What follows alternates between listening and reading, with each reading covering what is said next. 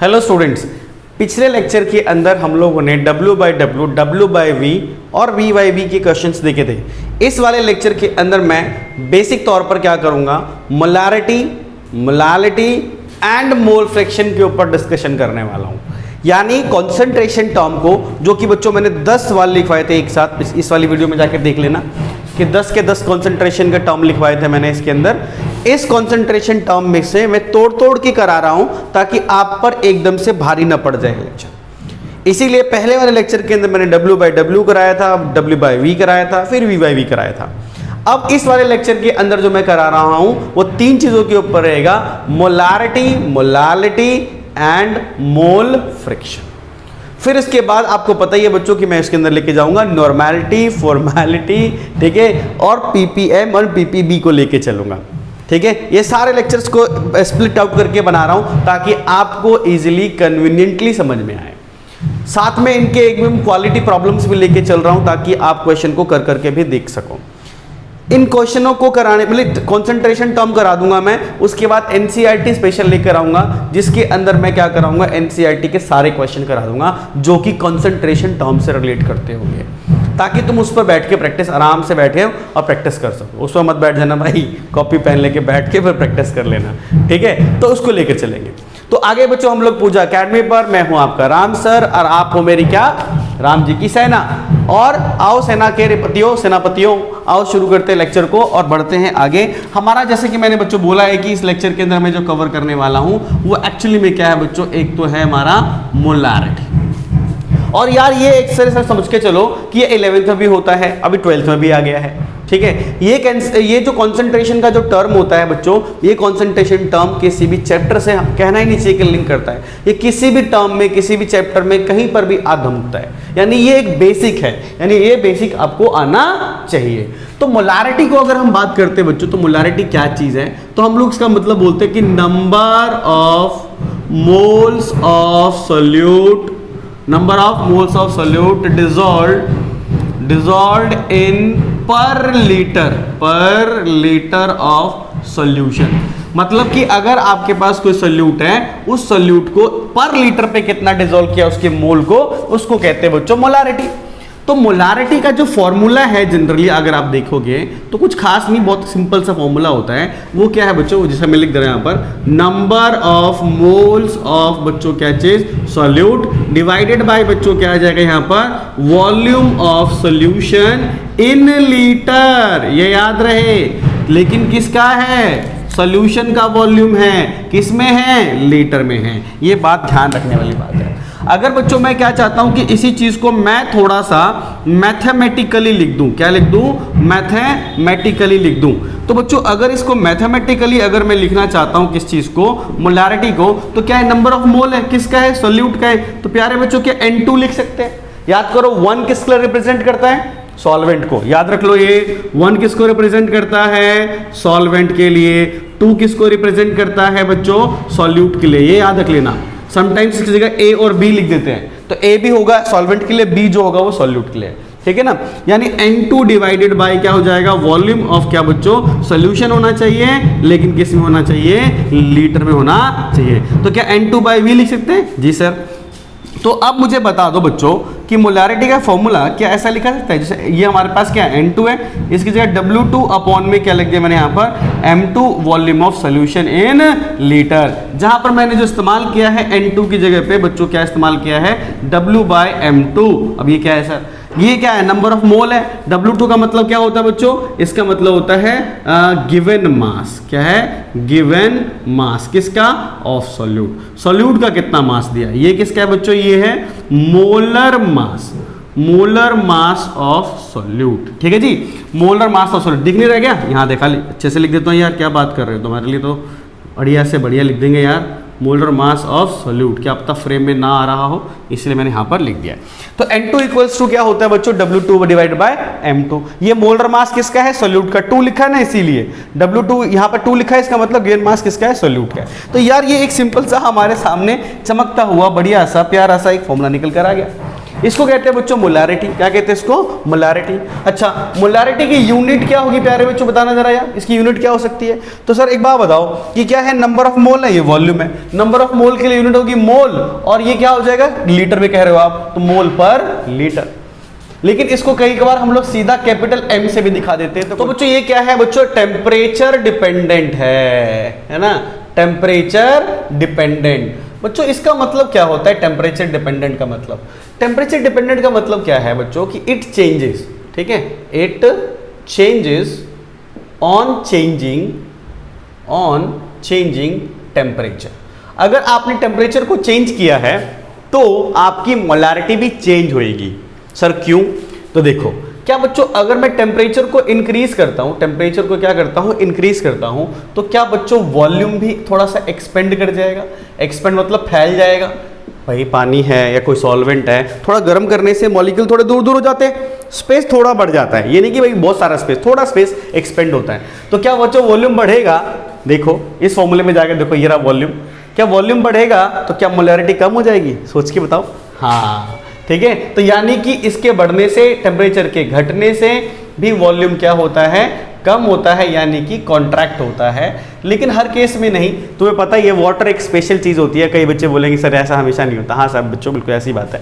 क्या होता है, वाटर जो होता है वो थोड़ा सा, आपको पता है 4 डिग्री के ऊपर उसकी डेंसिटी जो होती है सबसे ज़्यादा होती है, तो वो एक एनामोलस बिहेवियर होता है वाटर का। इसी वजह से एक्वेटिक लाइफ क्या करती है, सस्टेन करती है। तो वाटर थोड़ा एनामोलस बिहेवियर यानी अलग सा बिहेवियर दिखाता है। बाकी सारे सॉल्वेंट बेचारे अलग तरीके से चलते हैं, लेकिन वाटर थोड़ा अलग चलता है।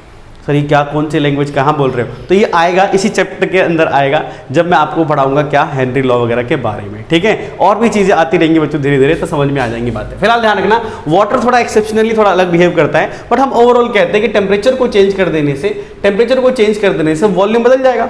वॉल्यूम चेंज होगा, वॉल्यूम चेंज होगा तो आपकी मोलारिटी भी क्या होगी, चेंज हो जाएगी। इसीलिए इसको हम लोग कहते हैं क्या चीज़, टेम्परेचर डिपेंडेंट।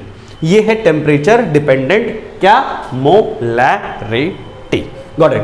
ठीक है, तो ये टेम्परेचर का ये याद रखना, कभी भी कोई पेपर में पूछ लेते हैं कि क्या है डिपेंडेंट है, तो बोलते हैं हाँ ये टेम्परेचर डिपेंडेंट है, टेम्परेचर के हिसाब से ये चेंज हो जाता है। मोलैरिटी का ये हो गया, यूनिट हो गया। तो यूनिट हो गया, टेम्परेचर डिपेंडेंट हो गया, हमारे पास फॉर्मूला हो गया। ठीक है, अगर हम बात करें बच्चों यहाँ पर सबसे चीज़ यहाँ पर मोलैरिटी है, तो मोलैरिटी के ना कई सारे इंपॉर्टेंट केसेस होते हैं, बहुत सारे अच्छे अच्छे केस होते हैं। जरा देखना बच्चों इसके अंदर इंपॉर्टेंट केसेस। ठीक है, फिर मैं इसके बाद न्यूमेरिकल भी कराऊंगा, टेंशन ना लो। न्यूमेरिकल से बिना न्यूमेरिकल तो ये टॉपिक आपको समझ में आ ही नहीं सकता, बट मैं थोड़ा केसेस लिखवा देता हूं ताकि पहले से केसेस पड़े रहे हमारे पास, और फिर न्यूमेरिकल बारी बारी सिलेक्ट करके चलते रहेंगे। ठीक है, तो इंपॉर्टेंट केसेस में सबसे पहला केस, केस नंबर क्या बच्चों, 1।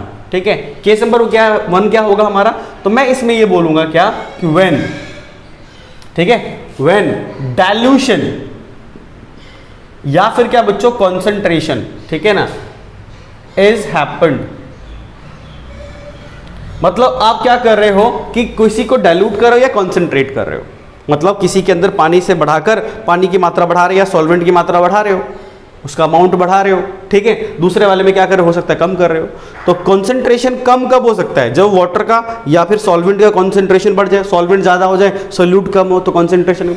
गाढ़ापन, कम गाढ़ा जो होता है उसको कहते हैं हम लोग कॉन्सेंट्रेटेड। जो ज़्यादा एकदम फीका है, मतलब कि बहुत सारा पानी ही पानी है, चीज़ें कम मिली हुई हैं, तो उसको डाइल्यूटेड कहते हैं।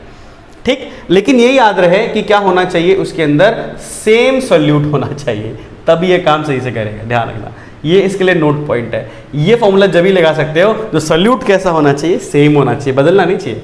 तो ये फॉर्मूला होता है M1V1 इक्वल्स टू बच्चों M2V2, M1V1 equals to M2V2। अब ये कैसे हुआ होगा, मैं इसको आपको समझाता हूँ, तरीके से समझाऊंगा। देखो ये बात आपको समझ में आ जाएगी। कैसे, जरा देखो। मान लो बच्चों कि ये एक मेरे पास कंटेनर है, ये एक कंटेनर है, और यहाँ पर भी एक कंटेनर है। ठीक है, या ऐसा कर लेते हैं, यहाँ कंटेनर लेते हैं इस जगह पे। बच्चों इस कंटेनर के अंदर एक सोल्यूशन भरा मैंने, यहाँ पर सपोज करो कि कोई है HCl का ही है। इसमें मैंने कहा कि भाई इसकी मोलैरिटी है M1, इसका वॉल्यूम है कितना बच्चों, V1। तो अब इसमें नंबर ऑफ मोल जो मिलाए मैंने यहाँ पर, मैंने कहा N1 है नंबर ऑफ मोल। तो ये बताओ कि अगर नंबर ऑफ मोल का फॉर्मूला कहूँ तो कैसा आ जाएगा, M1 इंटू में कितना आ जाएगा, V1। सर ये कहाँ से लाए आप, तो यहाँ से देखो। क्या बच्चों मोलैरिटी जो होती है number of mole upon volume होता है। देखो बच्चों, है ना, यहाँ पर लिख दो, इधर लिख दो, कहाँ लिख दे बच्चों, यहाँ लिख देते।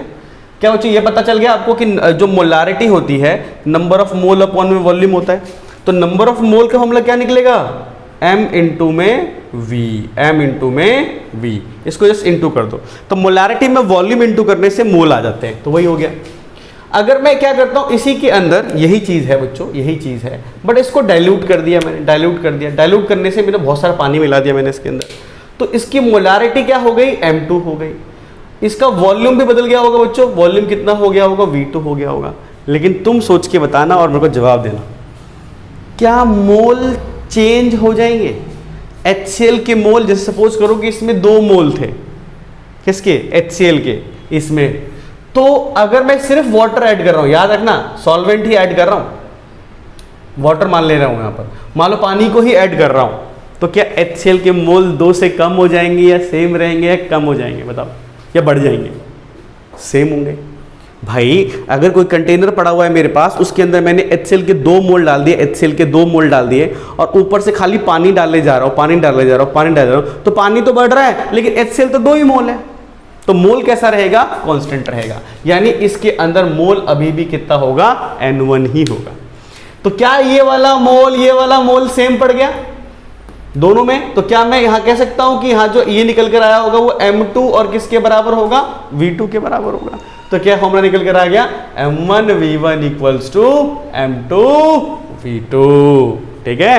तो यार यही तो खासियत है बच्चों, चीजों को मैं यहाँ पर समझा के बता रहा हूँ ताकि आप अच्छे नोट प्रिपेयर कर लो और लॉजिकल माइंड लगाकर चीजों को समझ पाओ। तो इस तरीके से बच्चों हमने यहाँ पर देखा कि M1V1 क्या होता है बच्चों, किसके बराबर होता है, देख लो यहाँ से M1V1 equals to M2V2, same solute रहना चाहिए, ठीक है। केस नंबर 2 पर आओ भाई, केस नंबर 2 पर आओ, ठीक है। चाहे डाइल्यूट कर रहे हो या कॉन्सेंट्रेट कर रहे हो, दोनों सेम में ही चलेगा, ठीक है। अगर मैं कहता हूं मिक्सिंग, है ना, मिक्सिंग ऑफ 2 डिफरेंट सॉल्यूशन, अगर क्या करते हो बच्चों, 2 डिफरेंट सॉल्यूशन को क्या करते हो, मिक्स करते हो, ठीक है। जैसे कि मान लो कि मैं कहता हूं यहां पर कोई सॉल्यूशन पड़ा हुआ है मेरे पास, एक जिसकी M1 है, V1 है, दूसरा एक और सॉल्यूशन पड़ा हुआ है बच्चों मेरे पास, ये कितना है, M2 है, ये V2 है। तो मैं इनको अगर क्या करता हूँ, मिक्स कर देता हूँ, तो मिक्स करने के बाद मुझे रिजल्टेंट क्या मिलेगा, तो रिजल्टेंट मुझे मिलेगा M3, ठीक है, और वॉल्यूम क्या मिलेगा, V3, M3 और V3। तो यहाँ पर हम लोग क्या बोलते हैं बच्चों कि यहाँ जो आता है हमारा M1V1 plus M2V2 equals to क्या आता है बच्चों, M3, और यहाँ पर जो V3 होगा क्या बच्चों, दोनों को मिला देने के बराबर ही आएगा, बताओ जरा, V1 प्लस V2, तो M3 की वैल्यू कितनी आई, M1V1 plus M2V2 divided by V1 plus V2। तो ये एक फॉर्मूला आता है जब क्या करोगे, डिफरेंट सॉल्यूशन को मिक्स करोगे। लेकिन इसमें भी कुछ खास बात जो है हमको थोड़ा ध्यान रखना पड़ता है बच्चों। क्या ध्यान रखना पड़ता है, ध्यान देना कि अगर आपने एसिड में एसिड मिलाया है तो ये लग जाएगा, अगर आप बेस में बेस मिला रहे हो तब भी ये चल जाएगा, या कोई सेम सॉल्ट है मेरे पास, मिक्स कर रहे हो, सॉल्ट को मिक्स कर रहे हो, सॉल्ट प्लस में सॉल्ट मिक्स कर रहे हो तब भी ये चल जाएगा उसकी मोलारिटी के अकॉर्डिंग, लेकिन होना चाहिए सेम, ठीक है। अगर हम बात करते हैं यहाँ पर एक और बात, लेकिन क्या, अगर एसिड में क्या मिला दिया है, बेस, एसिड में क्या मिला दिया है, बेस, तो ये फॉर्मूला इस्तेमाल नहीं होगा, याद रहे। तो फॉर्मूला कैसा इस्तेमाल होगा, तो वो डिपेंड करता है, क्योंकि अब मुझे देखना पड़ेगा after neutralization between acid and basis, ठीक है। तो एसिड और बेस के वजह से वहां पर कुछ न्यूट्रलाइजेशन रिएक्शन हो जाएगी, और उस न्यूट्रलाइजेशन रिएक्शन की वजह से इस फॉर्मूले में चेंज आएगा। मान लो कि ये एसिड का है, ये बेस का है, तो एसिड और बेस के एसिड से H प्लस आयन निकलता है, बेस से OH, तो न्यूट्रल कर लेते हैं। तो इस फॉर्मूले में यहाँ पर माइनस आ जाएगा, क्या आ जाएगा, माइनस आ जाएगा। लेकिन उसमें n फैक्टर का लॉजिक भी होता है, इसलिए इसमें जो न्यूमेरिकल कराऊंगा तो ही बताऊंगा अच्छे से, ठीक है। इसमें n फैक्टर का लॉजिक होता है कि n फैक्टर कितना है उसका, ठीक है। तो ये याद रहे। एन फैक्टर का मैं यहाँ पर फिलहाल हिंट के लिए तो जरूर फॉर्मूला लिख देता हूँ, पर न्यूमेरिकल करा दूंगा ना तो ज़्यादा अच्छे से मज़ा आने लगेगा आपको, ठीक है। तो जैसे मान लो कि मैं क्या कहता हूँ कि एसिड है प्लस में कोई क्या है, बेस है। एसिड और बेस को मिक्स कर रहे हो तो फॉर्मूले में ध्यान देना। जैसे मान लो M3 इक्वल टू, मान लो M1 है, V1 है, और इसका जो भी फैक्टर होगा तो उसको मैंने कह दिया यहाँ पर n फैक्टर बच्चों, n फैक्टर, जो इसका n फैक्टर होगा, माइनस का क्या हो गया, M2 है, V2 है, जो इसका n फैक्टर हो गया।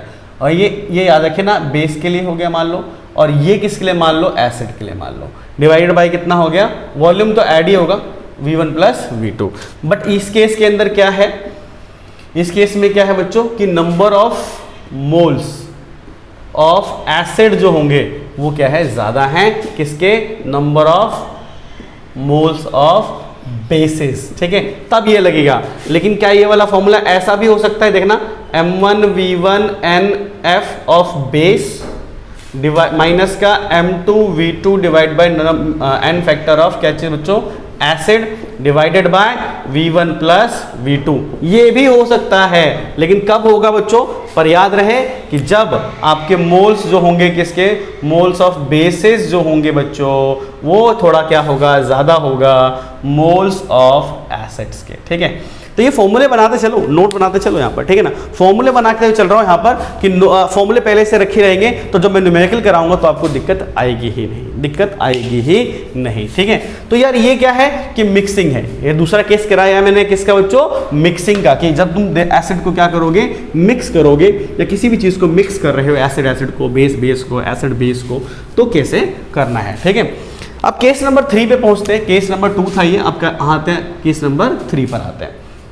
केस नंबर 3 कहता है हमको कि यार जरूरी थोड़ी कि मैं तुम्हें वॉल्यूम भी दे दूं, है ना। तो क्या होता है, हम बोलते हैं क्या, व्हेन मास परसेंटेज, ठीक है, ठीक है, इसको W/W बोल रहा हूँ, ठीक है ना, इज गिवन। अगर ये दे दिया तब कैसे करोगे, तो जैसे एग्जाम्पल के लिए, एग्जाम्पल है mass percentage is given with density, ये भी लिख देता हूँ, विद डेंसिटी, ठीक है। यार ये जो मैं बता रहा हूँ ना, अब कई सोच रहे होंगे कि सर ऐसा ऐसा करा दो कि इस पे एक पहला केस करा दिया, पहले उस पर करा दो, दूसरा इस पे करा दो, नहीं, पहले मैं फॉर्मूला लिख दे रहा हूँ, फिर बारी बारी से फॉर्मूले के ऊपर क्या कराना शुरू कर दूंगा, न्यूमेरिकल कराना शुरू कर दूंगा इसके ऊपर, ठीक है। तो इससे क्या फायदा होएगा कि हम कम टाइम में ज़्यादा से ज़्यादा न्यूमेरिकल कर सकते हैं, ठीक। तो इसलिए ध्यान दे लेना। तो यहाँ पर when mass percentage W/W is given with density, तो यार कितना आसान होता है, मुझे निकालना क्या है, मोलैरिटी निकालनी है। क्या निकालनी है, मोलैरिटी। तो मोलैरिटी के लिए मुझे number of mole of solute चाहिए और वॉल्यूम ऑफ क्या चाहिए, सोल्यूशन चाहिए लीटर के अंदर। तो यार पहली बात, अगर मैंने यहाँ पर लिखा है कि जो भी है 10% लिख दिया मैंने, 10% W/W, तो इससे क्या समझते हो आप, तो इसका मतलब होता है 10 ग्राम ऑफ सोल्यूट प्लस कितना, 90 ग्राम ऑफ सॉल्वेंट, और पूरा मिलाकर हो जाता है मेरा 100 gram of solution, 100 gram of solution. ये मीनिंग निकलता है इसका। तो ये मीनिंग निकलता है, तो मतलब मास परसेंटेज दे देंगे तो तुमको क्या क्या मिल जाएगा, तुम्हें मास ऑफ सोल्यूट मिल सकता है, तुम्हें मास ऑफ सॉल्वेंट मिल सकता है, मास ऑफ सोल्यूशन मिल जाएगा। बट यहाँ पर वॉल्यूम भी नहीं दिया उन्होंने, तो क्वेश्चन में अगर ऐसा वॉल्यूम ना दिया हो, लेकिन डेंसिटी तो दिया है ना, तो डेंसिटी से क्या वॉल्यूम निकाला जा सकता है, यस सर। तो बताओ जरा, वॉल्यूम ऑफ सोल्यूशन का फॉर्मूला क्या होगा सर, ये हो जाएगा mass of solution divided by density of solution. क्या इस तरीके से निकाला जा सकता है, हाँ जी सर बिल्कुल निकाला जा सकता है। तो फॉर्मूला क्या बन सकता है, यहाँ से फॉर्मूला बताओ जरा, है ना। एक्चुअली मुझे इसका फॉर्मूला बना के रखना है पहले से ही। तो N2 मतलब क्या होता है, गिवन मास। तो गिवन मास कितना मिल गया, जो मास परसेंटेज मिलेगा, मतलब W दे दिया मैंने यहाँ पर, तो W हो गया, जो परसेंटेज में दिया होगा मैंने, है ना, जो परसेंटेज में दिया होगा मैंने यहाँ पर, तो याद रखना W हो गया, 2 लिख देता हूँ, डिवाइडेड बाई कितना हो गया, वही उसका मोलर मास M2 हो जाएगा। और वॉल्यूम ऑफ सोल्यूशन है, वॉल्यूम तो मैंने दिया नहीं, तो वॉल्यूम नहीं दिया तो मैं ये लिख सकता हूँ यहाँ पर, क्या चीज़ आएगा यहाँ पर, मास ऑफ सोल्यूशन, नीचे क्या आ जाएगा बच्चों, density of solution, density of solution. तो W2 फिर यहाँ पर कितना आ गई है, डेंसिटी ऑफ सोल्यूशन आया, और डिवाइडेड बाय M2 इंटू में क्या आ गया, मास ऑफ सोल्यूशन आ गया। जी सर। तो इसको मैं शॉर्टकट में सिर्फ मैथमेटिकली लिखना चाहता हूं, तो बच्चों क्या मैथमेटिकली W2, ठीक, डेंसिटी जो D होगी, जिसमें दिया होगा D, WD, यहाँ पर क्या आ गया M2, और यार बताना बच्चों क्या ये हमेशा 100 ही रहेगा ये हमेशा क्या रहेगा 100 रहेगा। ठीक है, तो यानी कि हम लोग इसको जल्दी में लिखते हैं तो W2 अपॉन में 100 M2 लिख देते हैं। तो ये फॉर्मूला कब लगाओगे, ये फॉर्मूला कब लगाओगे बच्चों, ये फॉर्मूला जब लगाओगे जब आपको मास परसेंटेज और डेंसिटी दी हो, तो डायरेक्टली लगा दो, आंसर आ जाएगा। सही है भाई। अगर कोई कैप्टन है, जैसे इंडियन टीम का धोनी है ना, अब तो खैर रिटायर हो गया, लेकिन पहले क्या था, धोनी एकदम जबरदस्त कैप्टन था, सारे लोग उसकी कैप्टनशिप बहुत पसंद करते थे। क्यों? क्योंकि वो इसलिए नहीं कि वो अच्छा तो खेलता ही था एज वेल, लेकिन क्या करता था कि जो उसकी पूरी टीम होती थी तो वो उसकी पहले से प्लानिंग कर देता था। तो तू यहाँ लगेगा, तू यहाँ लगेगा, है ना, इसके पीछे ही लगे। स्टंप पे तुमने आवाज़ भी सुनी होगी उसको कि इधर लग जा, इधर लग जा, ओ चीकू उधर लग जा। चीकू कौन है पता ना, कमेंट बताना चीकू किसे कहते हैं, है ना, कमेंट बताना, मुझे पता चल जाएगा कि तुम्हें कितने क्रिकेट की नॉलेज है। वो चीकू तो उधर लग जा, इधर लग जा, उधर लग जा, ऐसे बोलते थे। तो कैसे होता है कि उसको पता है कि हर प्लेयर की कितनी स्ट्रेंथ है, उसके हिसाब से वो चीज़ों को लगा रहा होता है। हम भी कुछ वैसे ही कोशिश करते हैं कि भाई क्या करते हैं, फॉर्मूला पहले से ही तुम्हें बता दे कि फॉर्मूला कितना कितना फॉर्म बदल सकता है। उस फॉर्मूले का फॉर्म पहले ही बता दे रहा हूं मैं आपको, फिर उनके फॉर्मूले के फॉर्म पर सबके ऊपर क्या करा दूंगा, न्यूमेरिकल करा दूंगा, जिससे क्या होगा कि आपको इजीली कन्वीनियंटली समझ में आएगा, है ना। बैठ के मान लो सही से तुमने पहले क्या बना लिए, फॉर्मूले बना लिए, है ना। अच्छे तरीके पढ़ने का बच्चों यही होता है कि सबसे पहले क्या करो, अपनी कॉपी लो, कॉपी के अंदर सर ने कौन कौन से फॉर्मूले बनाए हैं कॉपी पे लिखो भाई अच्छे से, एक बार मन में बिठाओ फॉर्मूले। अब जो न्यूमेरिकल कराऊंगा उस न्यूमेरिकल कर करके देखो कितना आसान लगता है। अब मान लो कि मैं क्या करता हूँ, सीधा सीधा न्यूमेरिकल पे आ जाता हूँ और ये फॉर्मूले तुम्हें पता नहीं है, तो तुमको तो खाली यही याद रहेगा कि मोलारिटी क्या होता है, number of mole upon volume of solution in litre, और ये भी खुल जाएंगे, तो तुम्हें देख के थोड़ा डर लग सकता है। इसीलिए यहाँ पर इस चीज़ को पहले से करा रहे हैं। बात समझ में आ रही ना कि क्यों करा रहा हूँ इसको, फॉर्मूला को, तो फॉर्मूला तोड़ना सिखा रहा हूँ, फॉर्मूला कि फॉर्मूला कैसे टूटता है, कैसे कैसे टूट सकता है, और पूरा तोड़ तोड़ के पूरी चीज़ों को समझा रहा हूँ।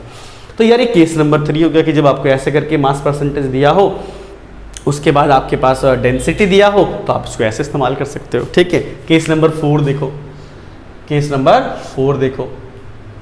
केस नंबर 4 जो है ना, वो क्या कहता है कि when chemical reaction takes place during mixing. ठीक है ना, अगर कोई केमिकल रिएक्शन हो रही है मिक्सिंग के टाइम में, न्यूट्रलाइजेशन नहीं, न्यूट्रलाइजेशन को छोड़कर, एसिड और बेस को छोड़कर, और कोई और चीज़ है और वो आपस में केमिकली रिएक्ट करने लग गई, मिक्स किया और रिएक्ट करने लग गई, तो फॉर्मूला कौन सा इस्तेमाल होता है, तो M1V1 अपॉन में N1 equals to M2V2 upon में N2, तब ये वाला फॉर्मूला इस्तेमाल होता है। इस पे लगा दो स्टार, इस पे जब न्यूमेरिकल कराऊंगा आपको तो बहुत मज़ा आएगा। ठीक है ना, बहुत इंपॉर्टेंट है, जब पेपर में आता है तो बच्चे ज़्यादातर गलत करते हैं, इसको गलत कर देते हैं। उसको किससे कर देते हैं, वो M1V1 इक्वल टू M2V2 से कर देते हैं, क्योंकि उसमें केमिकल रिएक्शन नहीं होती है तब वो करते हैं। जब केमिकल रिएक्शन हो जाती है तो फिर ये कहानी में नया ट्विस्ट लेकर आएगा ये फॉर्मूला। ठीक है, जहाँ पर ये M1 तुम जानते ही हो ये क्या चीज़ है, तो number of moles of solute. ठीक है ना, या इसको ऐसे लिख दें, मोलर कोफिशिएंट, ज़्यादा अच्छा लगेगा, रिएक्शन है ना, मोलर कोफिशिएंट। ठीक है ना, ये मोलर कोफिशिएंट्स है, ठीक है, जो रिएक्ट करेंगे आपस में, ऑफ रिएक्टेंट, जो आपस में रिएक्ट कर रहा होगा उसके बारे में बात हो रही है कि जब उनके मोल आपस में रिएक्ट कर रहे होंगे तो ये फॉर्मूला इस्तेमाल होगा। तो ये सारे केस बना दिए मैंने, है ना। किसके केस बना दिए बच्चों, ये मोलैरिटी के, कि मोलैरिटी कैसे कैसे क्या हो सकती है, ओपन हो सकती है इन सब चीज़ों के जरिए। फिर धीरे धीरे एक मतलब अभी तो मैंने सिंपल सिंपल फॉर्म बता रहा हूँ, फिर आगे चल के एक वीडियो और बनाऊंगा इसमें सबको, जैसे मोलैरिटी को, मोलैरिटी से रिलेशन क्या होता है, मोल फ्रैक्शन से क्या रिलेशन होता है, वो अलग लेवल है। ठीक है, अभी तो सिंपल हम फॉर्मूलों से फ्रेंडली हो रहे हैं, फॉर्मूले से फ्रेंडली हो रहे हैं। तो यार ये क्लियर हो गया होगा, है ना। इसके सारे केस मैंने बता ही दिए आपको, इस पर न्यूमेरिकल भी मैं कराऊंगा ही आपको, जैसा मैंने कहा है आपको। ठीक है, पहले फॉर्मूले बनवा दे रहा हूँ, ताकि आप अच्छे से पहले फॉर्मूलों की शीट बना लो। ठीक, उसके बाद आ जाते हैं दूसरी टॉपिक पर, जिसको मैंने कहा था कि वो क्या है बच्चों, मोलैरिटी। ये क्या होता है, तो ये होता है बच्चों क्या, number of moles of solute dissolved, ठीक है ना, इन पर केजी ऑफ सॉल्वेंट, पर केजी ऑफ सॉल्वेंट। पिछला वाला क्या था, पर लीटर ऑफ वॉल्यूम, यहां पर KG of solvent, solvent underline the word, वहां सोल्यूशन था, यहां सॉल्वेंट है। तो सॉल्वेंट है ना यार, तो फॉर्मूला क्या बनेगा इसका बताओ? तो molality, molality formula number of moles of solute, नीचे mass of solvent in kg, ये हमारा फॉर्मूला होता है। अगर मैं इसको बच्चों मैथमेटिकली लिख दूं, मैथमेटिकली मोलैलिटी को, तो बच्चों मैं कैसे लिख सकता हूं? सर वही N2 अपॉन में W1 डिवाइडेड बाय 1000।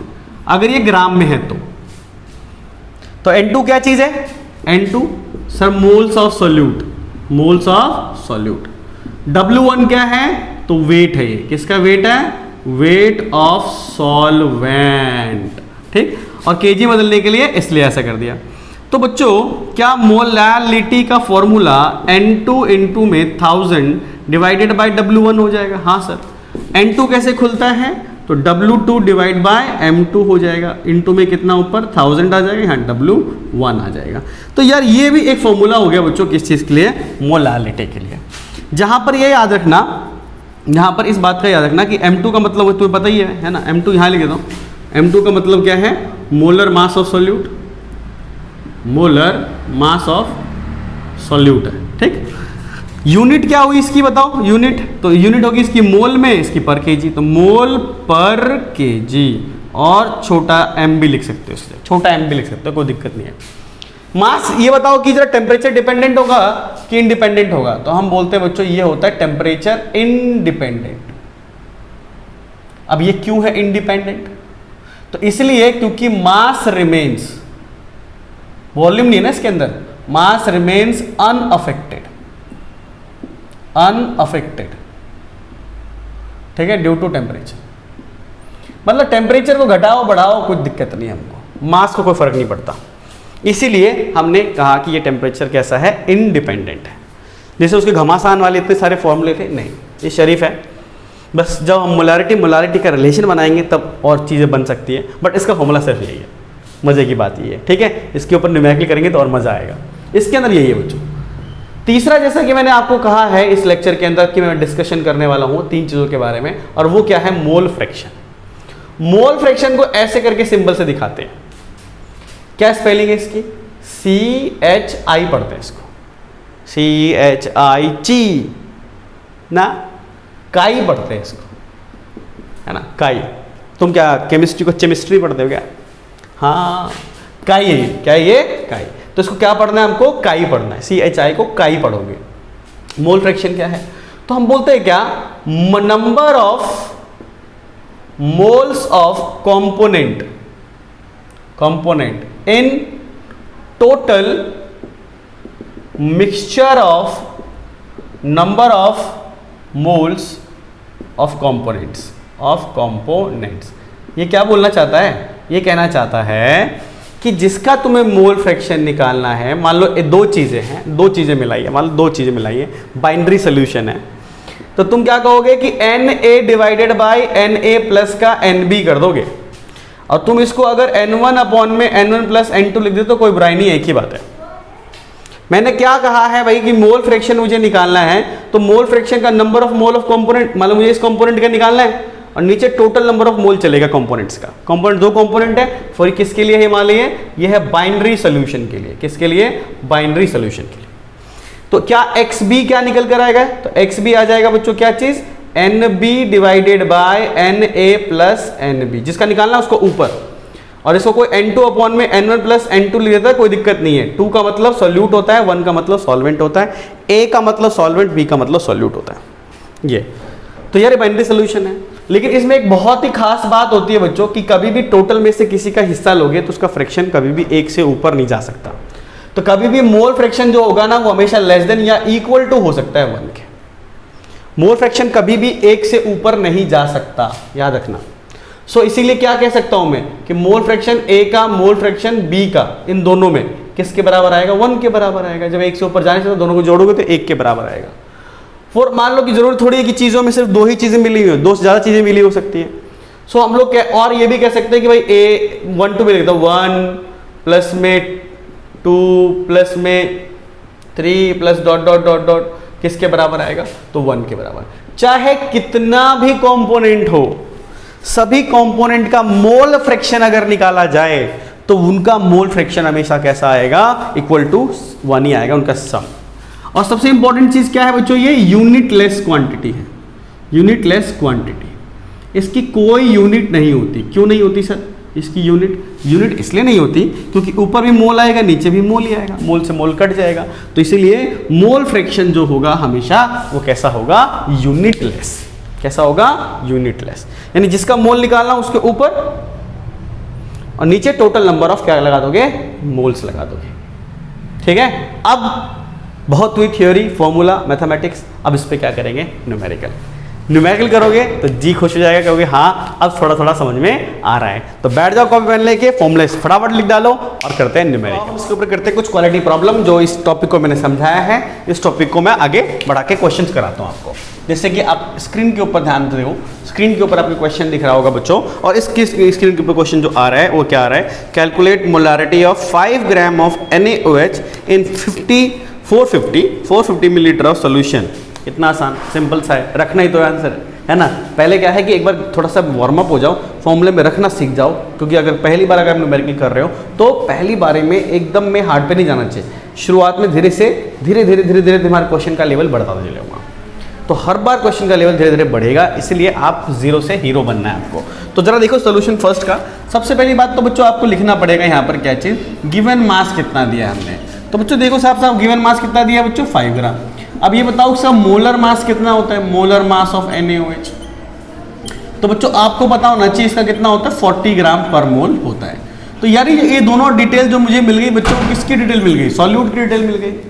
अगर आप देखोगे तो यहाँ पर क्या है? वॉल्यूम ऑफ सोल्यूशन की बात कर लो यार यहाँ पर।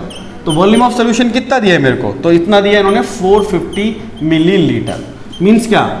450 इंटू 10 की पावर -3 लीटर, यानी कितना? 45 इंटू 10 की पावर -2 लीटर। तो बच्चों हमको क्या निकालना था? हमको निकालना था मोलैरिटी। तो मोलैरिटी के लिए फॉर्मूला क्या हो जाएगा? Number of mole of solute. ठीक है, number of moles of solute, यानी W2 अपॉन में M2 इंटू में वॉल्यूम ऑफ सोल्यूशन। ठीक है, ये कितने का? 5 का। ये कितने का? 40 का। ये कितने का? 45 इंटू 10 टू द पावर -2। तो कट कर दो यार इसको, इससे कट करो तो कितना हो जाएगा? 8 1/8 है ना, इंटू 45 और 10 की पावर कितनी? ये +2 हो जाएगी, यानी 100 करके हो जाएगा। यानी ऊपर आ गया 100, नीचे 8 इंटू में 45। कट कर दें इसको, तो अगर करोगे तो 50, ये हो जाएगा 4, ये 25, ये 2, ये हो गया 25/90। ये और कट हो सकता है बच्चों 5 से, 5 से 25, 9, तो ये हो जाएगा 5/18। और अगर मैं इसको सॉल्व कर देता हूँ 5/18 को, तो करीबन कितना आ जाएगा? 0.278 मोलैरिटी। सिंपल। यानी अगर आपको ये वाला फॉर्मूला पता होगा तो इस फॉर्मूले के जरिए आराम से हम चीजें निकाल सकते। W2 का मतलब क्या था? वेट ऑफ सोल्यूट, जिसको मैंने इसको W2 बोला है। फिर M2 का मतलब क्या हो गया? जो उसका मैंने मोलर मास दिया है। V का क्या मतलब हो गया? जो वॉल्यूम ऑफ सोल्यूशन दिया हुआ। इजी है ना। तो ये हो गया आपका क्वेश्चन पहला वाला। भाई ठीक है, अब जरा देखो ध्यान से, ताकि आप क्वेश्चन की प्रैक्टिस करने वक्त हर तरह के क्वेश्चन तुम्हारे पास होने चाहिए। तो क्वेश्चन नंबर 1 था, अब आ जाओ क्वेश्चन नंबर 2 पर। Calculate molarity of 120 gram of NaOH in 500 millilitre of solution. बताओ जरा, आप बताओ जरा, पहले क्वेश्चन में और दूसरे क्वेश्चन में क्या अंतर है? भाई कोई अंतर नहीं, दोनों कैसा है? एक जैसा है। तो ये तुम्हारे लिए खुद के लिए होगा होमवर्क, सेकंड वाला खुद से करोगे, that is your full homework. इसका जो मैं आंसर बता देता हूं बच्चों, आंसर आएगा कितना? 6 मोलारिटी। अगर तुमने किया होगा तो कमेंट में जवाब दे देना, है ना। ये बिल्कुल सेम टू सेम क्वेश्चन है, मुझे लगता है इसमें मेरी हेल्प आपको चाहिए होगी। ठीक है, तो ये question number 2 that is for your side. And third वाला आ जाओ। Calculate molarity of 9.8 gram of H2SO4 in 250 cubic centimetre of solution. Easy है। सबसे पहली चीज क्या कर लो बच्चों? सबसे पहली चीज भाई गिवन मास लिख लिया करो यार। अगर कोई गिवन मास दिया हुआ है तो गिवन मास जरूर लिखा करो।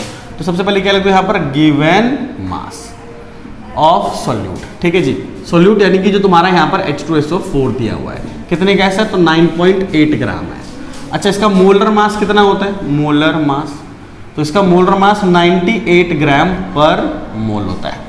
ठीक है, वॉल्यूम कितने का दिया हुआ है वॉल्यूम ये दिया है sir 250 cubic centimetre. Cubic centimetre में भी उतना ही होते जितना मिलीलीटर में होता है, 10 की पावर कितनी -3 लीटर, मीन्स 25 × 10 की पावर -2 लीटर। ठीक है, अब क्या करना है हमको, क्या निकालना है बच्चों, मोलारिटी निकालनी है। तो मोलारिटी का फॉर्मूला वही होता है, क्या चीज, N2 अपॉन में W2 और यहाँ क्या हो जाएगा M2, है ना। यहाँ पर क्या होता है W2, गलत हो गया बच्चों, थोड़ा ध्यान देना, W2 M2 यहाँ पर वॉल्यूम ऑफ सोल्यूशन, ध्यान दो, गलती नहीं हड़बड़ी में। हाँ, W2 का मतलब कितना हुआ, W2 का मतलब बता दो कितना, 9.8 हुआ, ये कितना हुआ 98 हुआ, ये कितना हुआ 25 × 10 की पावर -2। आप ये पॉइंट हटाओगे तो नीचे कितना आ जाएगा 10, 98 से 98 कैंसिल करो तो ऊपर कितना बच गया सर, ये ले आओगे तो ऊपर 100 आ जाएगा, यहाँ पर आ जाएगा 25 × 10, इसको इससे कट करो 5 से, 5 2 10, 5 से काट दिया, 5 2 10, 5 5 जा, यानी करीबन कितना आ रहा है 0.4 मोलारिटी। ठीक है जी, सिंपल। ये इस तरह से क्वेश्चन हमारा चल रहा है। ये जितने भी क्वेश्चंस हैं इनकी प्रैक्टिस खुद से भी करनी है। ठीक है, ये था आपका क्वेश्चन नंबर कौन सा 3 था, क्वेश्चन नंबर 3, जो कि आपने एक लगातार जैसे 1 2 3 करके आप देख रहे हो, सिंपल है ना, इजी है। अब आ जाते हैं क्वेश्चन नंबर 4 के सोल्यूशन पे बच्चों। फोर्थ वाला थोड़ा ध्यान से देखो, फोर्थ वाला क्या बोल रहा है कि find molarity of 49% W/W solution of H2SO4 which has density 2 ग्राम पर मिलीलीटर। ओके सर, तो सबसे पहली बात क्या है आपको देखना है यहाँ पर गिवन जो आपको वेट परसेंटेज दिया हुआ है, कितना वेट परसेंटेज, जिसको हमने W/W बोला हुआ है, ये कितने का है, तो ये है अपने पास जो दिया गया क्वेश्चन के अंदर 49%। भाई 49% का मतलब क्या हो गया, इसका मतलब ये हुआ कि जो वेट ऑफ H2SO4 जो सॉल्यूट है तुम्हारा वो 49 ग्राम है, वो कितना 49 ग्राम हो गया। बाकी का जो बच गया 51 ग्राम वो कौन है, तो वो H2O है, कौन है H2O। तो सोल्यूशन कितने का हो गया 100 ग्राम का, 100 ग्राम का क्या है सोल्यूशन। 49 में जितना परसेंटेज H2SO4 का है वो 49 ग्राम हो गया, बाकी का बचा हुआ वाटर, दोनों को मिला देते सोल्यूशन हो जाता है। इसके अंदर मुझसे क्या कह रहा है, मुझसे कह रहा है कि भाई अगर इसकी डेंसिटी दे रखी है बच्चों, डेंसिटी देखो, तो डेंसिटी दे रखी है 2 ग्राम पर मिलीलीटर। देखो ध्यान से, 2 ग्राम पर मिलीलीटर। तो सबसे पहले क्या कर लो, इसको सही से लिख लो, 2 ग्राम मिलीलीटर में है, यानी कि क्या आ जाएगा हमारा, यहाँ मिलीलीटर आ जाएगा, यानी 2 ग्राम यहाँ पर कितना आ गया बच्चों 10 की पावर -3 लीटर, यानी कि 2 × में 10 की पावर 3 लीटर। ऐसा करके कुछ आ जाएगा बच्चों हमारे पास। ठीक है, ये करके हमारे पास क्या आ गया, ग्राम पर लीटर के अंदर ग्राम पर लीटर, डेंसिटी है, डेंसिटी ही है, लेकिन ये ऐसा करके आ गया। नाउ मुझे तो क्या चाहिए बच्चों, वॉल्यूम चाहिए, वॉल्यूम ऑफ सोल्यूशन चाहिए। तो इसके लिए क्या करूं, ऊपर लिख दो बच्चों मास ऑफ सोल्यूशन, नीचे क्या आ जाएगा बच्चों डेंसिटी, सबको पता होगा फॉर्मूला ये वाला, तो ये सर मास कितना है 100 ग्राम, डेंसिटी 2 × 10 की पावर कितनी 3। अब मैं इसको कट करूंगा तो यहाँ आ जाएगा बच्चों कितना 1/20, यानी कि 0.05। ठीक है, क्या है ये लीटर है। तो मुझे क्या चाहिए था, मुझे चाहिए था मोलारिटी। तो मोलारिटी का क्या फॉर्मूला होता है, मोलारिटी का अभी बताओ सर, यही होता है कितना W2 / M2 × में कितना, अगर हम देखोगे तो volume of solution in litre. तो W2 कितने का देख के बताओ यहाँ से, तो W2 दिख रहा है मेरे को कितने का 49 का, M2 कितने का दिख रहा है आपको 98 का, है ना, पता है ना H2SO4 का मोलर मास, ये याद रख लेना। यहाँ लिख देता हूँ, यहाँ लिख दूँ, हाँ लिख देता हूँ, मोलर मास ऑफ H2SO4 कितना होता है 98 ग्राम पर मोल, याद रख लो। और इनटू में वॉल्यूम ऑफ सोल्यूशन कितने का लीटर में, तो मेरे पास आ गया कितना 1/20, बोले तो इस तरीके से इसको कट करूंगा तो कितना आ जाएगा 2, ऊपर 20, नीचे 2 कट गया तो आ गया 10 मोलारिटी, है ना, it will be 10 molarity. Got it. तो इसका आंसर आ गया 10 मोलारिटी। ठीक है, तो कोई दिक्कत नहीं यार इसके अंदर। तो अगला देखो बच्चों, इजी है सारे क्वेश्चन, इसमें कोई दिक्कत वाली बात नहीं है। फिफ्थ देखो, फिफ्थ क्वेश्चन क्या बोल रहा है बच्चों अपने को, कैलकुलेट मोलालिटी, इस पर मोलालिटी निकालनी है 120 gram of ethanoic acid in 200 gram of benzene. ठीक है, तो अगर आप देखोगे तो यहाँ पर सबसे पहले क्या लिख दो बच्चों, मास ऑफ सॉल्यूट, सॉल्यूट कौन है, तो sir ethanoic acid, ethanoic acid वो कितना दिया है बच्चों, इथेनोइक एसिड का अमाउंट देख लो, तो सर ये दिया है 120 ग्राम। इसका मोलर मास कितना होता है, मोलर मास तो 60 ग्राम होता है, है ना, CH3COOH का मोलर मास, कुछ चीज़ों का मोलर मास याद रख लो बच्चों 60 ग्राम। उसके बाद क्या दिया है कि हमारा मास ऑफ सॉल्वेंट कितना दिया है, सॉल्वेंट, तो सर वो है 200 ग्राम बेंजीन का। तो मुझे क्या निकालना है, मोलालिटी, मोलालिटी। तो मोलालिटी फॉर्मूला क्या होता है, तो molality formula number of mole of solute ये होता है और weight of solution in KG, ठीक है, ये इस तरीके से। तो अगर मैं यहाँ से क्या कर रहा हूँ, इन चीज़ों को डिवाइड कर रहा हूँ, W2 गिवन मास सोल्यूट का कितना मास दिया हुआ है, तो 120 ग्राम, मोलर मास कितने का, 60 का, वेट ऑफ सोल्यूट कितना दिया है सर, 200 ग्राम दिया है, 200, और इसको एजी में बदल दिया तो 1000 लगा दिया, ठीक है। कट कर दो यार, 20 से 20 कट, फिर यहाँ से 10 से ये 10 कट कर दो, यहाँ पर ये कितना हो जाएगा, 2 5 जा, ठीक, ये 6 2 जा, तो आ गया 10 मोलालिटी, ठीक है। इसकी यूनिट ये भी लिख सकते हो, क्या चीज़, 10 मोल पर केजी, इजी है, ठीक है। तो इस तरीके से ये क्वेश्चन नंबर था बच्चों, कौन सा हमारा, 5th question number 5th, easy है ना। अब क्वेश्चन को ध्यान से देखोगे, नहीं समझ में आए तो कई बार होता है कि पहली बार ना समझ में आ रहा हो तो वीडियो को रोक कर रिवाइंड करके भी देखा जा सकता है, ठीक है। 6 देखो, 6th क्वेश्चन की अगर हम बात करते हैं यहाँ पर, तो कहता है calculate the mole fraction of ethylene glycol and water containing 20% C2H6O2 by mass. तो आप क्वेश्चन में देखो, हमको मोल फ्रैक्शन तो निकालना ही है, इसमें साफ साफ बोल रहा है 20% ऑफ C2H6O2, यानी कि इथाइलिन ग्लाइकॉल दिया है, क्या दिया है, इथाइलिन ग्लाइकॉल दिया हुआ है, ठीक है, ये इतना दिया हुआ है। तो इसका क्या मीनिंग निकलता है, इसका मतलब निकलता है 20 ग्राम ऑफ C2H6O2 कितने ग्राम के अंदर, 80 ग्राम ऑफ H2O, बोलो, हाँ यही होता है, ठीक है। अगर मैं इसके अंदर से कहता हूँ बच्चों क्या निकालना है, मुझे मोल फ्रैक्शन निकालना है, किसका, इथाइलिन ग्लाइकोल का।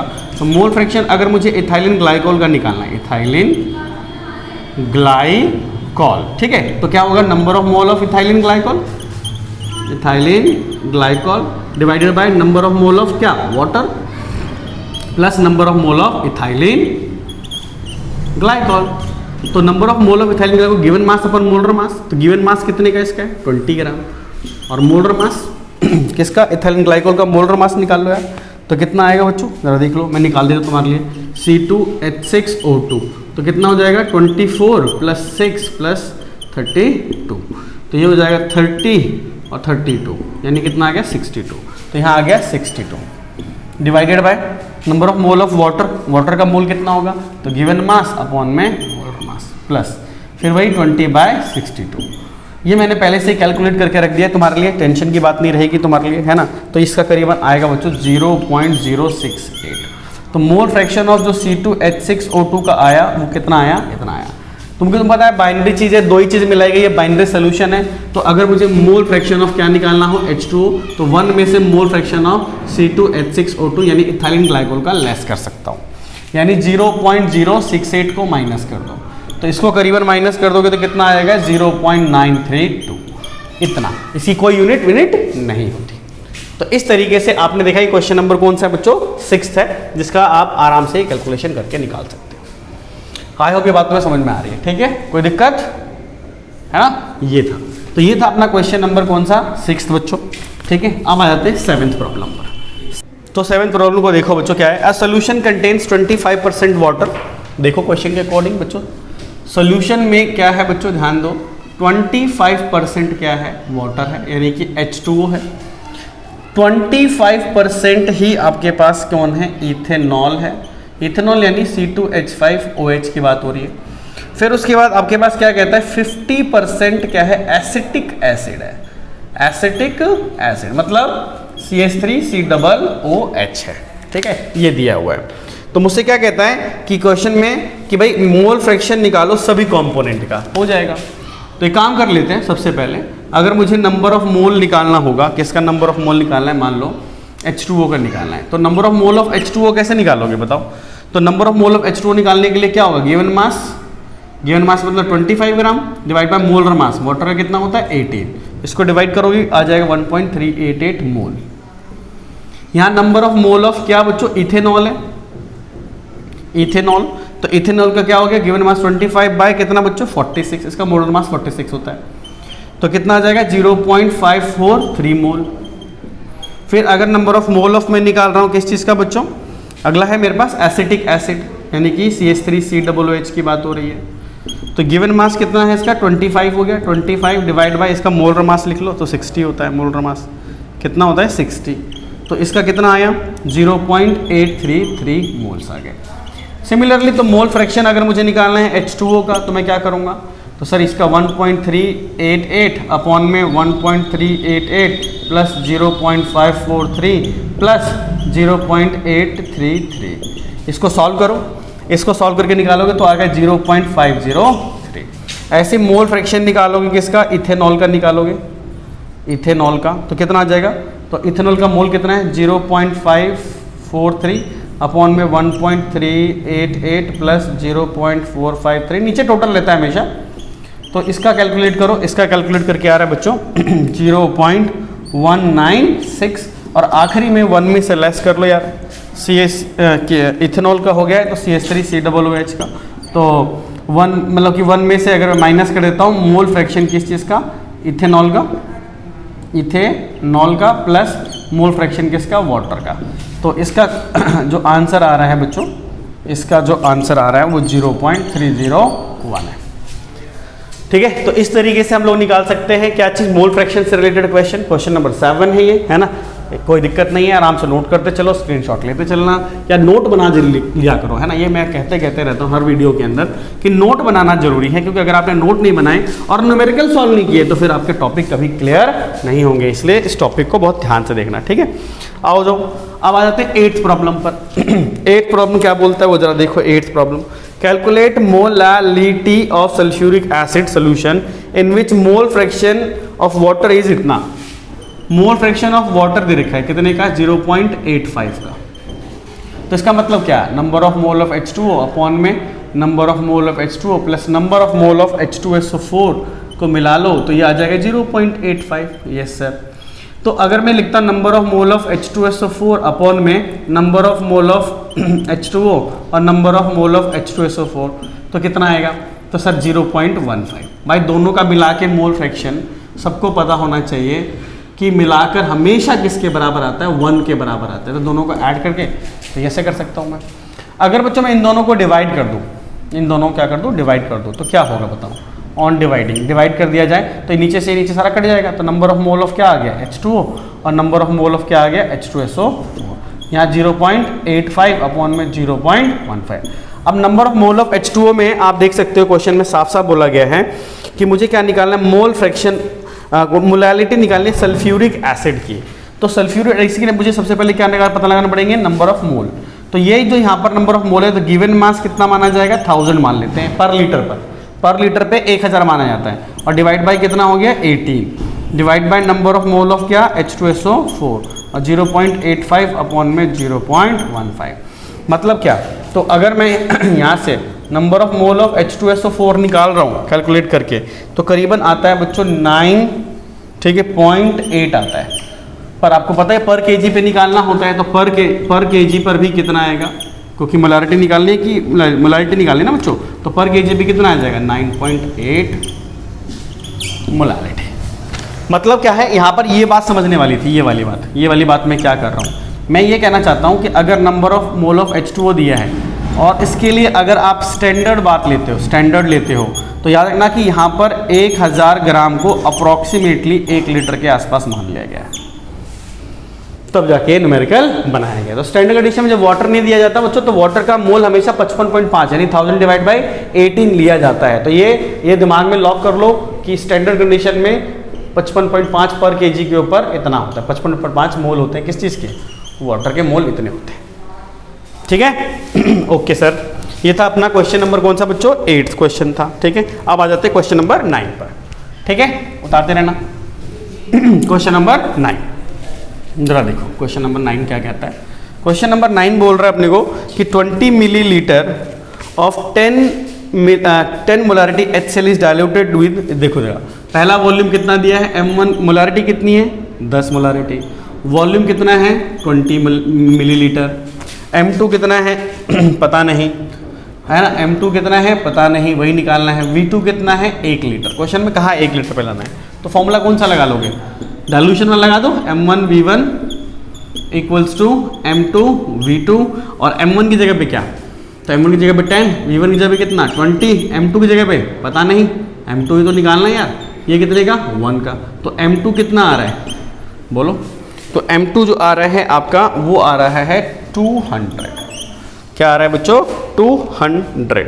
अच्छा ध्यान देना कि एक तो मिलीलीटर में था, अच्छा यहाँ पर थोड़ा ध्यान दो, हाँ ध्यान ऐसा नहीं, ये जो गिवन था बच्चों इस गिवन में ध्यान देना कि ये मिलीलीटर में है, तो मुझे कितने में लेके जाना है 1000 मिलीलीटर में जाना है, कितने में 1000 मिलीलीटर में, तो यहाँ पर M1 कितना होगा, M1 हो गया 10, V1 कितना, V1 बताओ 20 मिलीलीटर में था भाई, है ना, मैं तो उसमें किस में निकालता था, लीटर में निकालता, तो ये लीटर, ये ध्यान रखना मिलीलीटर में लाना पड़ेगा, तो M2 इक्वल टू कितना हो गया, ऊपर आ गया सर 200, नीचे कितना आ गया 1000, 2020 कट, M2 आ गया 0.2, M2 आ गया 0.2 मोलारिटी, ठीक है, देख लो कुछ गलती तो नहीं हुई, देख लो, ठीक है, तो ये इस तरीके से कर रहे हैं इन चीज़ों को, 0.2, गॉट इट, ओके सर।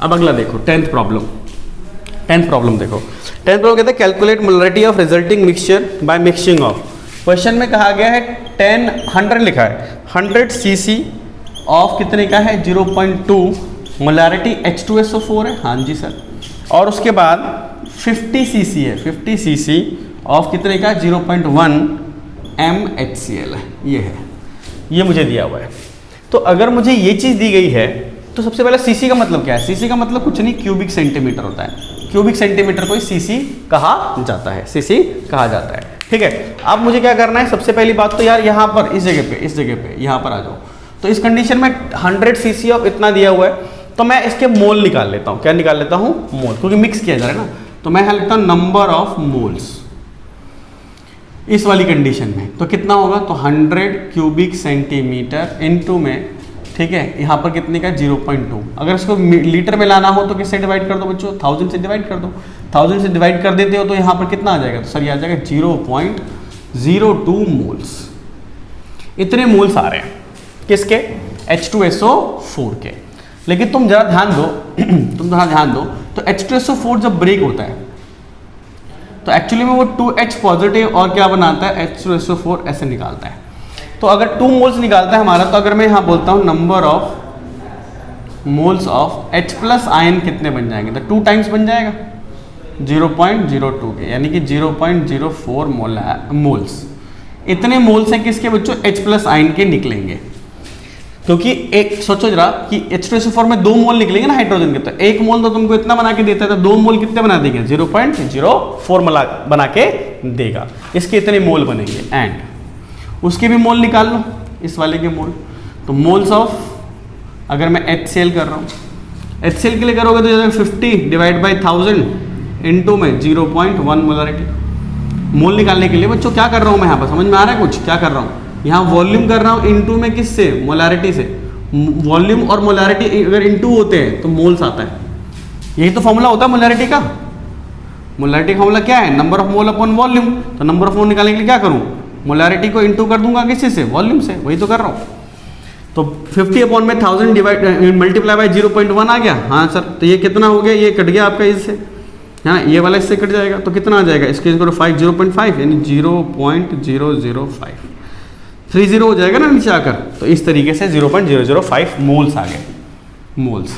और आपको पता ही है कि HCl जो होगा वो ब्रेक होगा तो मोनोबेसिक होता है, तो एक ही H प्लस आयन निकालेगा, इसीलिए जो कॉन्सेंट्रेशन H प्लस आयन की आएगी वो 0.00, मतलब इसकी जो मोल्स होंगे, मोल्स इसके वो कितने आएंगे, इतने ही मोल्स आएंगे। अब ये बताओ मुझे, दोनों एसिड थे तो हमको क्या निकालना था, अब नया मोलारिटी निकालना है, तो फॉर्मूला होता है M1V1 M2V2 डिवाइडेड बाय क्या चीज़, यहाँ पर आ जाता है हमारे पास वॉल्यूम V1 प्लस का V2, ठीक सर, ठीक M3। अब ये बताओ कि यहाँ पर अगर मैं इसके हिसाब से चलता हूँ, मोलारिटी लिखा हुआ है यहाँ पर, मोलारिटी है ना, अब इसकी मोलारिटी का मतलब है क्या चीज़, एक तरीके से दोनों को मैंने M इंटू में V कर ही दिया मैंने, नंबर ऑफ मोल तो मैं निकाल ही चुका हूँ, दूसरे वाले का भी नंबर ऑफ मोल मैं निकाल ही चुका हूँ, है तो नंबर ऑफ मोल ही एक चीज़ देखा जाए तो इसका नंबर ऑफ मोल कितना निकल चुका है बताओ, तो सर इसका निकल चुका है 0.04 M1V1 इन दोनों का, ठीक है। फिर उसके बाद प्लस, फिर इसका कितना निकाला है मैंने यहाँ पर, इसका निकाला है 0.05 डिवाइड बाय कितना, देखो वो 50 है, वो 150 हो जाएगा, 150 अपॉन में कितना 1000 क्यों, क्योंकि तुमको पता है कि वॉल्यूम बदला जा रहा है। अब यहाँ पर क्या है m3 इक्वल टू ऊपर हो जाएगा कितना, उनको अगर मैं ऐड कर दूँ तो 0.09 डिवाइड बाय, है ना। अगर तुम ध्यान दो तो यार डबल जीरो चल रहा था बच्चों, इधर डबल जीरो था, 005 था, इधर 005 था, उधर 0.04 था ये, तो उसको ऐड कर लो यार। तो 0.04 0.005 ऐड कर लो तो कितना आ जाएगा 540, ये इक्वल टू 0.045, ऊपर चला जाएगा 1000, नीचे आ जाएगा 150, कितना आ गया 150।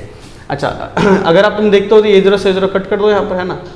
अगर मैं काटूँ इसको तो कितनी बारी में कट जाएगा बताओ, नीचे देखो तो यहाँ पर ये हो गया 45/15, ऊपर हो गया तुम्हारा 100, ये पॉइंट हटाऊंगा नीचे आ जाएगा 1000, ये कितना आ जाएगा 1/10 आ रहा है, हाँ, और ये कितना हो जाएगा 3/10 यानी कि 0.3 मोलारिटी, कितना 0.3 मोलारिटी, ये हमारा आंसर होगा। तो बच्चों ये थे अपनी कुछ 10 प्रॉब्लम जिनको बेसिक प्रॉब्लम कहेंगे, और ये बेसिक प्रॉब्लम आपके बड़े काम आएंगे, ठीक है। बाकी क्वेश्चन आपके डिस्क्रिप्शन बॉक्स के अंदर हम अटैच कर दे रहे हैं ताकि उस क्वेश्चन की आप प्रैक्टिस कर सको। तो एक बेसिक लेक्चर पूरा हुआ, आई होप आपको क्लियर से समझ में आया होगा, ठीक है। तब तक के लिए बाय बाय, वेरी गुड, पढ़ाई करते रहना।